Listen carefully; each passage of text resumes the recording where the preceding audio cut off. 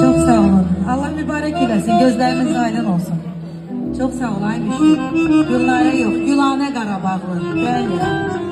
Allah mübarek eylesin. Əziz qonaqlar, hər birinizi rəqsə dəvət edirik budaların ətrafında. Toydu, toydu, toydu, bu